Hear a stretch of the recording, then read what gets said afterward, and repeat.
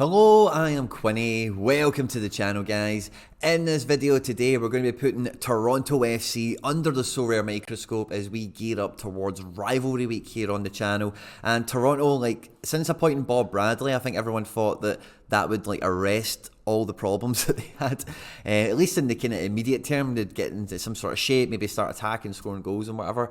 But it really feels like they are just dying and waiting for Lorenzo Insigne and now probably as well Domenico Crescito to be coming in straight into the team and making an instant impact and really dragging them up the table again, because they've been kind of wandering and floundering. But as you look across the team, there's some real amazing power player potential here in the Toronto ranks, especially with a manager like Bob Bradley. And I think once we see Insigne and Crescito come in, some of these SO5 demons, these SO5 cards, sorare cards, are going to be absolutely killer again, potentially. If you haven't opened your sorare account yet, there's a video linked in the description in this video that is the #1 walkthrough that I've made that will make sure when you open your account you don't make any beginner mistakes and you maximise all the free items available. If you have any other questions or need any other assistance, just reach out to me in the comment section in this video and I'll get back to you. And if you're just here looking for the link to get the free card once you sign up, that is also in the description in this video. Make sure when you hit the link you sign up directly to make sure that it correlates and entitles your account to a free limited card. So today I'm going to try and build the best SO5, the best sorare team I can with Toronto, thinking about best bang for buck and what sort of utility we can get out of this club. At any point in the video today, guys, if you laugh, you learn, you like something or whatever, please do like and subscribe, share, retweet, all that good stuff. Stay out of trouble and let's get stuck into it.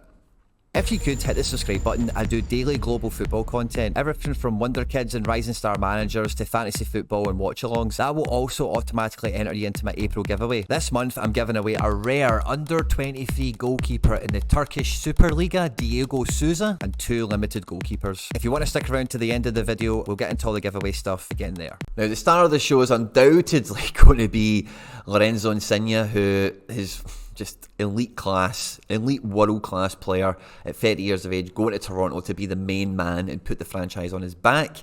He does not have any limited cards. His rare cards are just under €2,000 at the moment. He is expensive and he is expected to have a huge impact on that franchise. Jonathan Osorio feels like he's the best SO5 card in the team at the moment. For €17 for this midfielder, I think is great. Bang for buck.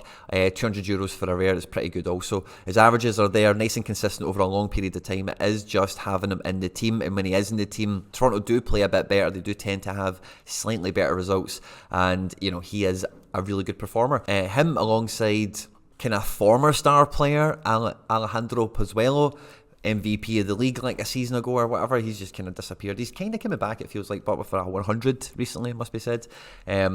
He's maybe the best SO5 card as well. We don't know what the impact of Insigne is going to be on the scores of some of these other guys, but Pozuelo has, he's an MVP caliber player. He can kill.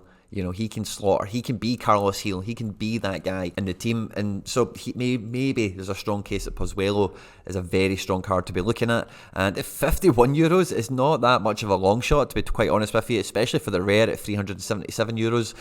If Insigne does well, there's a good chance that Pozuelo is going to be the man feeding him.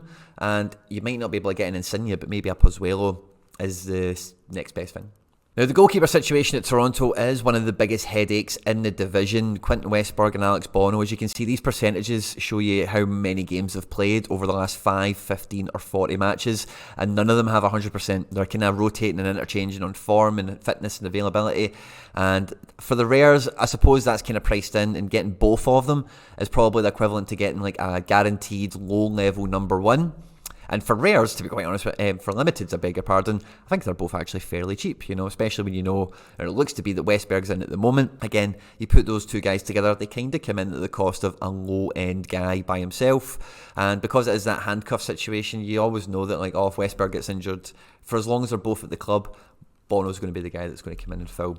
And then even if you wanted to pick up this Greg Ranjitsingh, he's pennies as well. You know, if you wanted to add him in just to make sure nothing mental happened. Now, there's not too much historic data for these 5 guys all playing together, just because of injuries and selections and whatever, but it doesn't feel like a great team, does it? You know, without the Insigne. And I think Crescito is going to be a fantastic card when he comes into the league. I think he's going to really control that defence, and you know, I think, you know, the main thing that holds defenders back in So Rare is when they lose possession and they lose out on duels, and I just think his experience, his class and everything, I don't think he's ever really going to lose the ball. I don't think he's going to make stupid passes. I think if he gets into a duel, like, you know, I think he'll come out of more of them for the better, as long as it's not a sprint. So I think to really back TFC fully, you need to get the Insigne card in, because having Insigne with these other guys, and you can maybe drop Osorio for Bradley if you fancy. He's a little bit cheaper, he's a little bit older, he's the manager's son as well, which helps. He'll probably play. But I think you need a Pozuelo